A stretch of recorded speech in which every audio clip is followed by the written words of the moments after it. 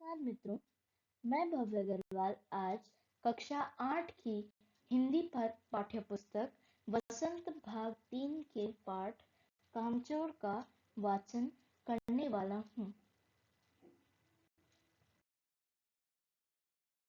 बड़ी देर के वाद विवाद के बाद यह तय हुआ कि सचमुच नौकरों को निकाल दिया जाए। आखिर ये मोटे मोटे किस काम के हैं? हिलकर पानी नहीं पीते? इन्हें अपना काम खुद करने की आदत होनी चाहिए। कामचोर कहीं के। तुम लोग कुछ नहीं, इतने सारे हो और सारा दिन उधम मचाने के सिवा कुछ नहीं करते। और सचमुच हमें ख्याल आया कि हम आखिर काम क्यों नहीं करते। हिलकर पानी पीने में अपना क्या खर्च होता है, इसलिए हमने तुरंत हिल हिलाकर पानी पीना शुरू किया। हिलने में धक्के भी लग जाते हैं और हम किसी के दबेल तो थे नहीं कि कोई धक्का दे तो सह जाए। लीजिए, पानी के मटकों के पास ही घमासान युद्ध हो गया। सुरहियां उधर लुढ़की, मटके इधर गए, कपड़े भीगे सो अलग। यह भला काम करेंगे? अम्मा ने निश्चय किया। करेंगे कैसे नहीं, देखो जी, जो काम नहीं करेगा उसे रात का खाना हरगिज नहीं मिलेगा, समझे? यह लीजिए, बिल्कुल शाही फरमान जारी हो रहे हैं। हम काम करने को तैयार है, काम बताया जाए। हमने दुहाई दी। बहुत से काम हैं जो तुम कर सकते हो।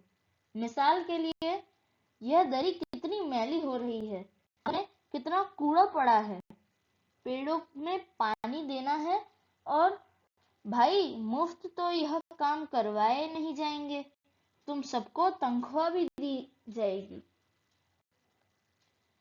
अब्बा मियाँ ने कुछ काम बताए और दूसरे कामों का हवाला भी दिया। माली को तनख्वाह मिलती थी। अगर यह सब बच्चे मिलकर पानी डालें तो हे, खुदा के लिए नहीं, घर में बाढ़ आ जाएगी। अम्मा ने याचना की। फिर भी तनख्वाह के सपने देखते हुए हम लोग काम पर तुल गए। एक दिन फर्शी दरी पर बहुत से बच्चे जुट गए और चारों ओर से कोने पकड़कर झटकना शुरू कर दिया। दो चार ने लकड़ियां लेकर धुआंधार पिटाई शुरू कर दी। सारा घर धूल से अट गया। खांसते खांसते सब बेदम हो गए। सारी धूल जो दरी पर थी, जो फर्श पर थी, सबके सिरों पर जम गई, नाकों और आंखों में घुस गई। बुरा हाल हो गया सबका। हम लोगों को तुरंत आंगन में निकाला गया। वहां हम लोगों ने फौरन झाड़ू देने का फैसला किया। झाड़ू एक थी और तनख्वाह लेने वाले उम्मीदवार बहुत, इसलिए क्षण भर में झाड़ू के पुर्जे उड़ गए। जितनी सीखें जिसके हाथ आई, वह उनसे ही उल्टे सीधे हाथ मारने लगा। अम्मा ने तो सिर ही पीट लिया। भाई, ये बुजुर्ग काम करने दे तो इंसान काम करे। जब जरा जरा सी बात पर टोकने लगे तो बस हो चुका काम।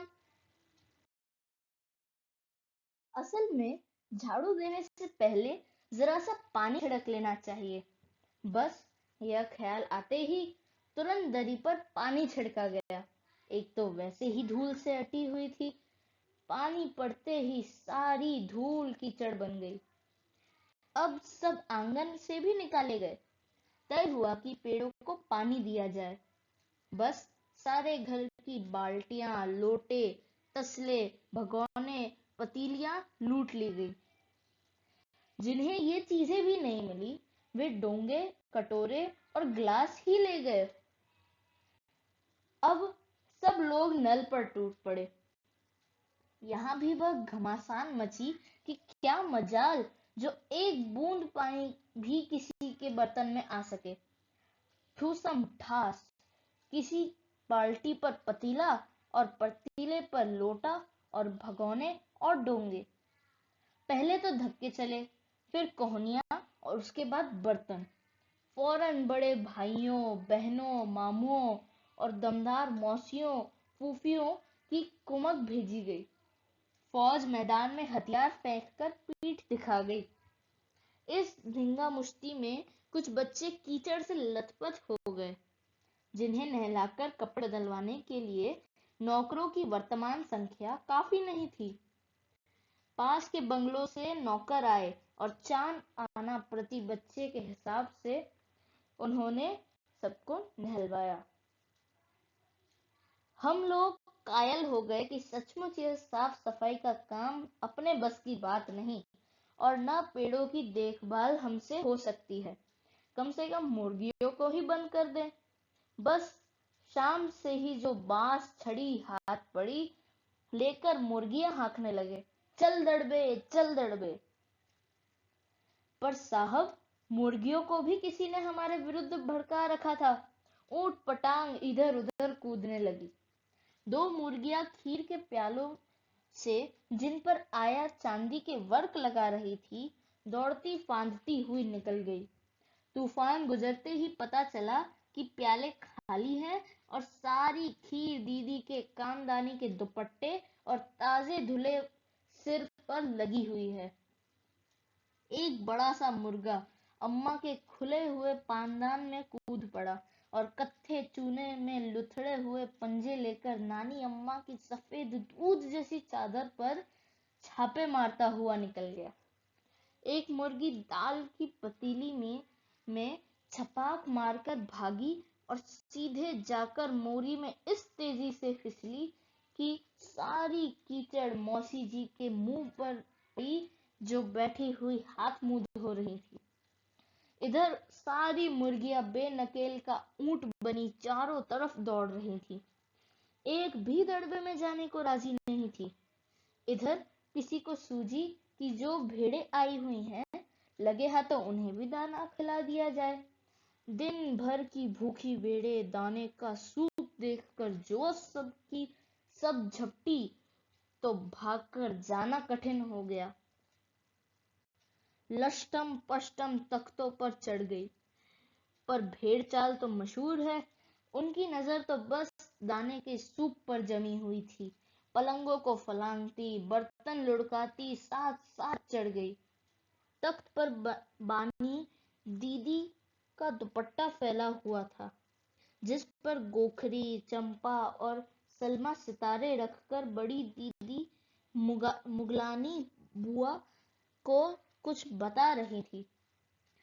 भेड़ें बहुत निसंकोच सबको रौंदती मेंगणों का छिड़काव करती हुई दौड़ गई। जब तूफान गुजर चुका तो ऐसा लगा जैसे जर्मनी की सेना टैंकों और बम्बारों सहित उधर से छापा मारकर गुजर गई हो।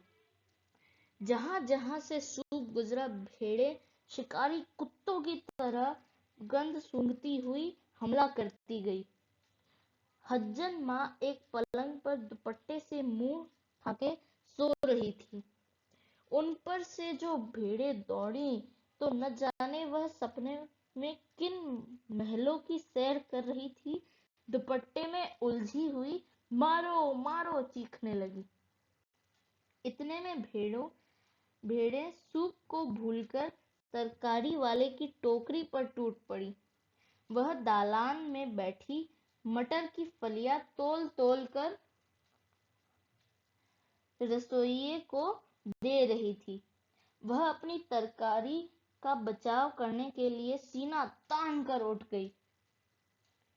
आपने कभी भेड़ों को मारा होगा तो अच्छी तरह देखा होगा कि बस ऐसा लगता है जैसे रुई के तकिए को कूट रहे हो। भेड़ों को चोट ही नहीं लगती, बिल्कुल यह समझकर कि आप उससे मजाक कर रहे हैं। वह आप ही पर चढ़ बैठेगी। जरा सी देर में भेड़ों ने तरकारी छिलकों के साथ अपने पेट की कढ़ाई में झोंक दी। इधर प्रलय मची थी, उधर दूसरे बच्चे भी लापरवाह नहीं थे। इतनी बड़ी फौज थी जिसे रात का खाना न मिलने की धमकी मिल चुकी थी। वे 4 भैंसों का दूध दूहने पर जुट गए। धुली बेधुली बाल्टी लेकर 8 हाथ 4 थनों पर पिल पड़े। भैंस एकदम जैसे चारों पैर जोड़कर उठी और बाल्टी को लात मारकर दूध दूर जा खड़ी हुई। तय हुआ कि भैंस की अगाड़ी पिछाड़ी बांध दी जाए और फिर काबू में लाकर दूध दूह लिया जाए। बस झूले की रस्सी उतारकर भैंस के पैर बांध दिए गए। पिछले 2 पैर चाचा की चारपाई के पायों से बांध दिए।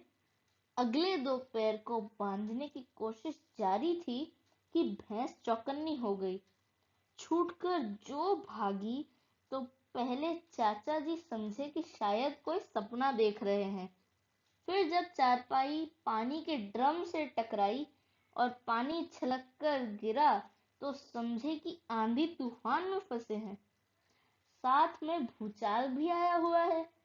फिर जल्दी ही उन्हें असली बात का पता चल गया और वह पलंग की दोनों पटियां पकड़े बच्चों को छोड़ देने वालों को बुरा भला सुनाने लगे। यहाँ बड़ा मजा आ रहा था। भैंस भागी जा रही थी और पीछे पीछे चारपाई और उस पर बैठे हुए थे चाचा जी। ओहो, एक भूल ही हो गई, यानी बछड़ा तो खोला ही नहीं। इसलिए तत्काल बछड़े भी खोल दिए गए। तीर निशाने पर बैठा और बछड़े की ममता में व्याकुल होकर भैंस ने अपने खुरों को ब्रेक लगा दिए। बछड़ा तत्काल जुट गया। दूहने वाले गिलास कटोरे लेकर लपके, क्योंकि बाल्टी तो छपाक से गोबर में जा गिरी थी। बछड़ा फिर बागी हो गया। कुछ दूध जमीन पर और कपड़ों पर गिरा। 2-4 धारें गिलास कटोरों पर भी पड़ गई। बाकी बछड़ा पी गया। यह सब कुछ मिनट के 3/4 में हो गया। घर में तूफान उठ खड़ा हुआ। ऐसा लगता था जैसे घर में मुर्गियां, भेड़े, टूटे हुए तसले, बाल्टियां, लोटे, कटोरे और बच्चे थे। बच्चे बाहर किए गए। मुर्गियां बाग से हकाई गई। मातम सा मनाती तरकारी वाले के आंसू पोंछे गए और अम्मा आगरा जाने के लिए सामान बांधने लगी। या तो बच्चा राज कायम कर लो या मुझे ही रख लो, नहीं तो मैं चली मायके, अम्मा ने चुनौती दे दी। और अब्बा ने सबको कतार में खड़ा करके पूरी बटालियन का कोर्ट मार्शल कर दिया। अगर किसी बच्चे ने घर की किसी चीज को हाथ लगाया तो बस रात का खाना बंद हो जाएगा। ये लीजिए, इन्हें किसी करवट शांति नहीं। हम लोगों ने भी निश्चय कर लिया कि अब चाहे कुछ भी हो जाए, हिलकर पानी भी नहीं पिएंगे। यह पाठ इस्मत चुगताई जी ने लिखा है। धन्यवाद।